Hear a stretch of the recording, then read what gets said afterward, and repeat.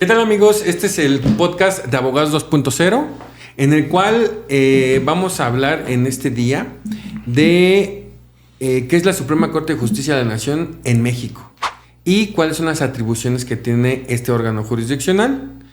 Yo soy el licenciado Juan Márquez. ¿Qué tal, audiencia? Buenas tardes, soy el licenciado Daniel Ruiz. Y bueno, pues vamos a hablar de qué es la Suprema Corte de Justicia de la Nación.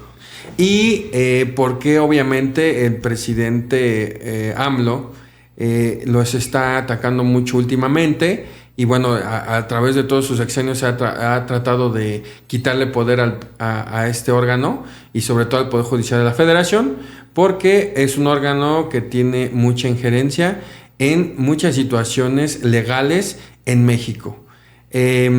La Suprema Corte de Justicia de la Nación principalmente está compuesta de 11 ministros y hay un ministro presidente. El ministro presidente obviamente representa toda la Suprema Corte de Justicia y es quien tiene las atribuciones para algunas determinaciones legales. Es así que este órgano jurisdiccional, pero es el máximo órgano que existe en toda la República Mexicana. Esta facultad se las da constitucionalmente y desafortunadamente o afortunadamente son los que pueden decidir definitivamente el fin o la última decisión de un procedimiento legal. Bueno, vamos a leer, no sé si el licenciado que gustes leer algunas facultades que tiene. Bueno, antes de leer las atribuciones de la Suprema Corte de la Justicia de la Nación, quisiera explicar qué es la división de poderes en la República Mexicana. En la República Mexicana el poder se divide en tres, que es el Poder Ejecutivo, Legislativo y Judicial. El Poder Ejecutivo está representado por el presidente de la República, en este caso actualmente Andrés Manuel López Obrador. El Poder Legislativo está representado por la Cámara de Diputados y Senadores.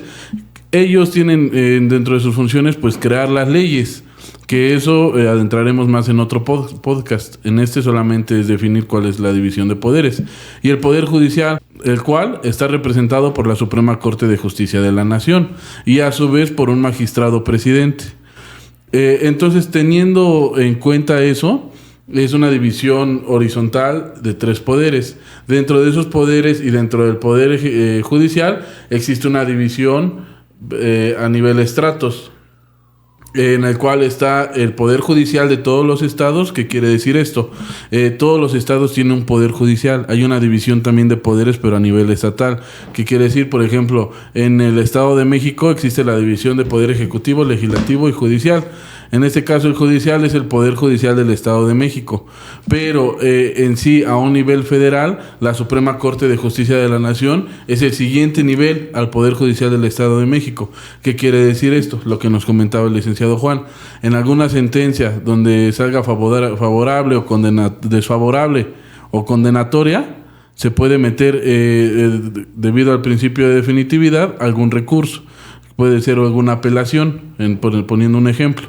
Se pone la apelación y se manda del juez que conoció, se manda al superior, que es la sala, el tribunal de alzada, donde también hay magistrados.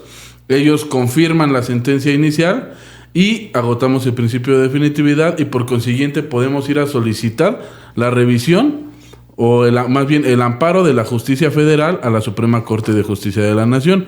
Ellos se encargan de velar porque los derechos, en este caso de la persona a la cual se juzgó, pues hayan sido velados por las autoridades. En una última instancia, en el amparo, los magistrados de la Suprema Corte de Justicia de la Nación o, en su caso, el juez federal será el encargado de determinar si esa sentencia transgrede o no derechos constitucionales de la persona del cual promueve. Así es, en ese sentido, bueno, pues la Suprema Corte de Justicia de la Nación, a través de los ministros, ellos representan la máxima autoridad nacional para dirimir los temas legales de manera contundente, y ellos tienen la capacidad de atraer los juicios que son relevantes en la nación. Así lo dice en su página la Suprema Corte de Justicia de la Nación, que dice que son, primero presenta a los ministros, que son 11 ministros. ¿Por qué esta situación de 11 ministros? Y se divide en dos salas. La primera sala son 5 ministros, la otra sala son otros 5 ministros y hay en este caso la ministra presidente, que es Norma Lucía Piña Hernández, que ella es la ministro presidente que actualmente está en funciones en la Suprema Corte de Justicia de la Nación.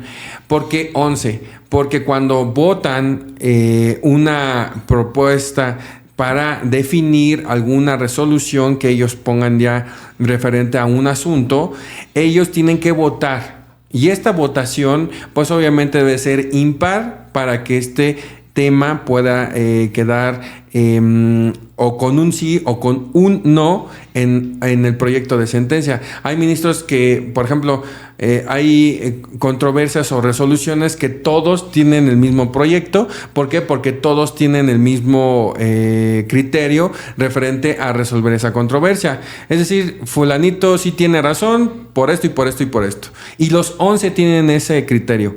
Pero hay situaciones en donde esta situación no sucede. Por ejemplo, hay 6 ministros que dicen sí tiene razón él y 5 pues que no dicen no tiene razón. Entonces ganó los ministros que dijeron que efectivamente tenía razón esa persona.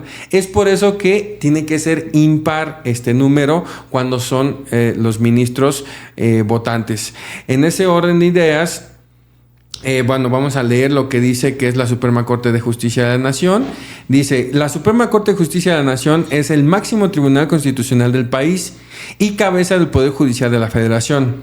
Tiene entre sus responsabilidades defender el orden establecido por la Constitución Política de los Estados Unidos Mexicanos, mantener el equilibrio entre los distintos poderes y ámbitos de gobierno, a través de las resoluciones judiciales que emite, además de solucionar de manera definitiva asuntos que son de gran importancia para la sociedad. Es lo que ya les había referido. En ese virtud, y toda vez que imparte justicia en el alto nivel, es decir, el constitucional, no existe en nuestro país autoridad que se encuentre por encima de ella o recurso legal que pueda ejercer en contra de sus resoluciones. Es lo que ya les había comentado. Ya no hay ningún recurso que admita cuando la Suprema Corte de Justicia de la Nación resuelve alguna controversia legal. Y indica que ya tiene 2 sedes. ¿Y qué es el Poder Judicial de la Federación? Aquí les vamos a explicar qué es el Poder Judicial de la Federación. Con base a lo señalado en la Constitución mexicana, el Poder Judicial de la Federación representa el guardián de la Constitución, el protector de los derechos fundamentales y el árbitro que dirime las controversias, manteniendo el equilibrio necesario que requiere un Estado de Derecho. Es importante mencionar que este es un poder distinto al que imparte la justicia local, es decir, que solo conoce las materias expresamente asignadas en la Constitución. Por ejemplo, la Suprema Corte de Justicia no puede llevar un divorcio porque ese es del fuero común. No puede llevar una guardia y custodia porque eso es competente en un juzgado de fuero común. Entonces, ahí es expresamente claro lo que dice las atribuciones de la Suprema Corte de Justicia de la Nación, que solamente son de situaciones de carácter federal y de asuntos de carácter federal. Por ejemplo, puede ser que, como ya lo explicó el licenciado Daniel, se llevó un guardia y custodia, en la apelación ingresó la apelación alguna de las partes inconformes en la situación, luego en la apelación no le interesó o no le gustó la resolución de esa persona, no está acorde a sus intereses legales y se fue al juicio de amparo por última instancia. Y como es un tema relevante o de carácter relevante para la sociedad, lo atrae la Suprema Corte de Justicia al amparo y esta la puede resolver porque ellos tienen esa facultad para traer ese tipo de juicios que son relevantes para la sociedad, como ya lo leímos en sus atribuciones de la Suprema Corte de Justicia de la Nación. ¿Y qué órganos está conformado la Suprema Corte de Justicia de la Nación y el Poder Judicial de la Federación? Y en la ley orgánica lo dice. Está dividido en esta sección: la Suprema Corte de Justicia de la Nación, que es el máximo tribunal de toda la nación; el Tribunal Electoral; El tribunal, y luego siguen los tribunales colegiados de circuito. Los tribunales colegiados de circuito se encargan de resolver los amparos directos de los juicios que hay en fuero común también. Y los tribunales unitarios de circuito. Los tribunales unitarios de circuito resuelven amparos indirectos cuando son promovidos en fuero común. Los juzgados de distrito, que también pueden resolver los amparos indirectos, y el Consejo de Adjudicatura Federal, que el Consejo de Adjudicatura es el órgano que norma a los funcionarios de la Suprema Corte de Justicia y del Poder Judicial de la Federación. No sé si gustas agregar algo, licenciado. Sí, como lo menciona el licenciado Juan, la Suprema Corte de Justicia de la Nación es el guardián de la Constitución prácticamente, ¿no? Toda vez que por alguna violación de alguna autoridad a los derechos de cualquier individuo ciudadano mexicano, puede intervenir la Suprema Corte de Justicia de la Nación. Toda vez que la misma Constitución crea este órgano federal para poderse proteger a sí mismo, el cual es la máxima autoridad en el Estado mexicano y regula el ámbito judicial a nivel federal. Esta división de poderes, por último quiero agregar, tiene como objeto pues que no haya algún abuso, ¿no?, de alguno de los tres. Entonces, si dejáramos todo el poder a una sola institución, a una sola persona, pues estaríamos entregando prácticamente la dirección del país a una persona.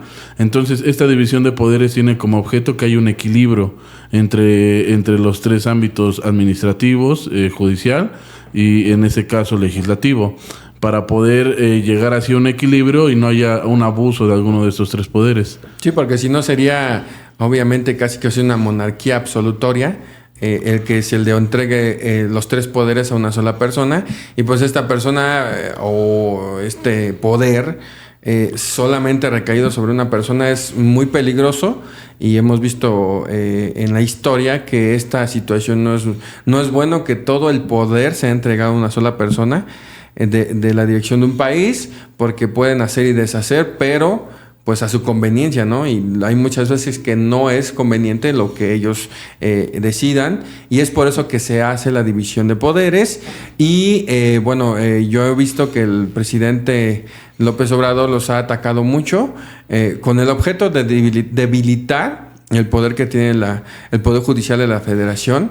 Pero yo lo veo incorrecto, porque el Poder Judicial, a través del Tribunal Electoral, se encarga de velar por el correcto aplicación de las leyes electorales federales, y que obviamente se tenga este Estado de Derecho, y que obviamente no puedan el Ejecutivo, por ejemplo, intervenir en esta situación. También hemos visto que ha tratado de debilitar el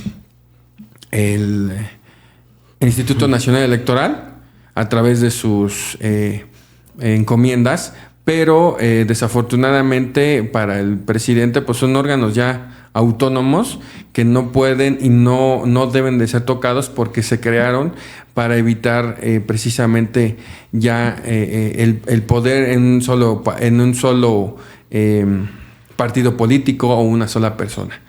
En ese sentido, pues sería todo por este podcast. Recuerden seguirnos en nuestras redes sociales, suscríbanse en YouTube, síganos en TikTok, en Instagram y en nuestras demás redes sociales, para que sigamos creando contenido y que ustedes entiendan el mundo jurídico de manera práctica. De mi parte sería todo. Muchas gracias. Hasta luego.